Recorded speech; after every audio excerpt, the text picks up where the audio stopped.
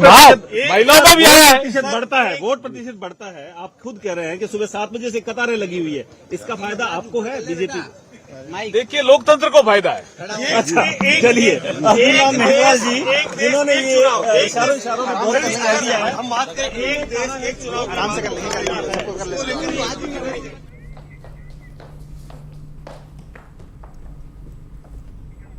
तो आपको अर्जुन राम मेघवाल को बता रहे थे, सुना रहे थे, जहां पर उन्होंने तमाम आभार भी जताए और जीत दर्ज करने का वादा भी किया गया।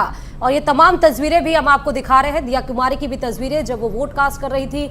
और वसुंधरा राजे अब आपको थोड़ी देर में तस्वीरें दिखाएंगे जब वो वोट कास्ट करके बाहर भी निकलेंगी। तस्वीरों के साथ साथ आपको वोट प्रतिशत भी बताना शुरू करेंगे। युवा शक्ति, मातृशक्ति बदलाव का बहुत बड़ा कारण राजस्थान में मोदी के नाम वो वोट तो हो गया, लेकिन मुख्यमंत्री कौन बनेगा? देखिए, वो तो आपको कह चुके हैं ना कि ये पार्टी ऐसी है जिसमें पार्टी का कोई भी कार्यकर्ता उसको छोटी बड़ी जिम्मेदारी मिल सकती है और खुशी से वो स्वीकार होती है। आपके सामने इतना शानदार उदाहरण है कि पूरा कैबिनेट हटाने के बाद प्रचंड जीत आती है। अब ये देखिए कि कांग्रेस ऐसा बिल्कुल नहीं कर सकती, वो एक तरह से खुद ही बंदी बन गई है। कांग्रेस पार्टी खुद ही की बंदी बन गई है। अशोक गहलोत साहब ने कांग्रेस की लीडरशिप को बंदी बना लिया है और जो एमएलएज हैं उन्होंने गहलोत साहब को बंदी बना लिया है।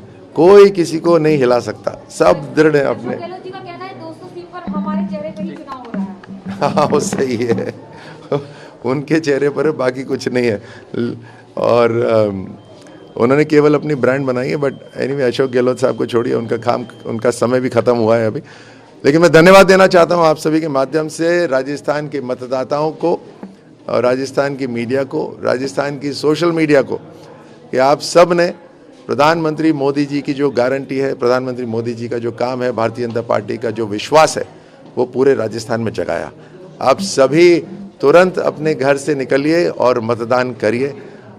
वोटिंग परसेंटेज शानदार रूप से इस बार राजस्थान उदाहरण दे दे पूरे देश को कि वोटिंग परसेंटेज के अंदर यहाँ हर मतदाता यहाँ का योद्धा है जो देश के लिए खड़ा है और अपना मतदान करता है।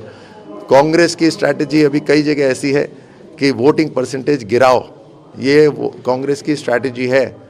अलग अलग जगह पे हुड़दंग मचाने की कोशिश करेंगे, दंगा फसाद करने की कोशिश करेंगे, जो नागरिक कानून व्यवस्था को मानते हैं उन्हें डराने की कोशिश करेंगे। यही उनकी स्ट्रैटेजी आप सोच सकते हैं। परसेंटेज गिराना ये कांग्रेस की स्ट्रैटेजी है और हम चाहते हैं कि हर वोटर जाए और जिसको वोट देना है, आपके मन में जो पार्टी है दीजिए। तो आप फर्क यहीं देख लीजिए। हम चाहते हैं कि हर मतदाता वोट करे, वो चाहते हैं कि आप सब घर से बाहर ना निकले। सर, सचिन पायलट कह रहे हैं बजरंग बली भाजपा की मदद नहीं करने वाले। बजरंग बली, अगर सचिन पायलट जी शरण में आएंगे तो बजरंग बली सभी को आशीर्वाद देते हैं। ठीक है सर, अगर ये जानना चाहें कि ग्रामीण अंचल और शहरी अंचल दोनों झोटवाड़ा क्षेत्र में आते हैं, तो क्या कुछ संकल्प आप उनके लिए?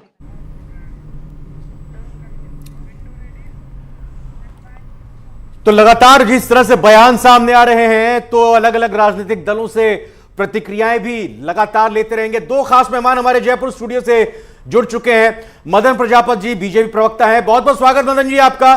और पंकज शर्मा जी भी हमारे साथ कांग्रेस प्रवक्ता जुड़ गए हैं, बहुत बहुत स्वागत पंकज जी आपका। हमारी पूरी टीम तैयार है आपसे सवाल करने के लिए, सवालों की बौछार करने के। पहला मेरा सवाल आपसे पंकज जी, ये राज्यवर्धन सिंह राठौर ने कहा कांग्रेस चाहती है कि मतदान प्रतिशत कम हो ताकि कांग्रेस को फायदा हो। मैं आपको बता देता हूं, एक आपको एग्जांपल भी देता हूं, शायद आप को मालूम होगा लेकिन फिर भी बाकी दर्शकों के लिए। 2008 में जब कांग्रेस की सरकार आई थी तो 66% मतदान हुआ। 2013 में जब बीजेपी की सरकार आई तो बढ़कर 75% मतदान हुआ था। 2018 में जब फिर कांग्रेस की सरकार आई तो मतदान प्रतिशत 74% हो गया था। इस आरोप पर जवाब दीजिए जरा। देखिए, मुझे लगता है कि राज्यवर्धन सिंह राठौड़ अपनी हार से बौखला गए हैं। उनकी हार निश्चित है, क्योंकि पिछले 8 सालों में उन्होंने, पिछले 9 सालों से भी ज़्यादा वक्त में उन्होंने अपने क्षेत्र में, जो कि जयपुर ग्रामीण है, उसमें कोई भी ऐसा काम नहीं किया जो जनता के विकास के लिए हो, जनता के हितों के लिए। नहीं, मैं बता रहा हूं ना, क्योंकि वो सिर्फ उल जुलूल आरोप लगाने का काम करते हैं, ये झूठ और प्रोपेगेंडा की राजनीति करते हैं, सिर्फ इधर उधर की बात करते हैं। वो ये नहीं बताते कि उन्होंने अपने क्षेत्र में क्या काम किया।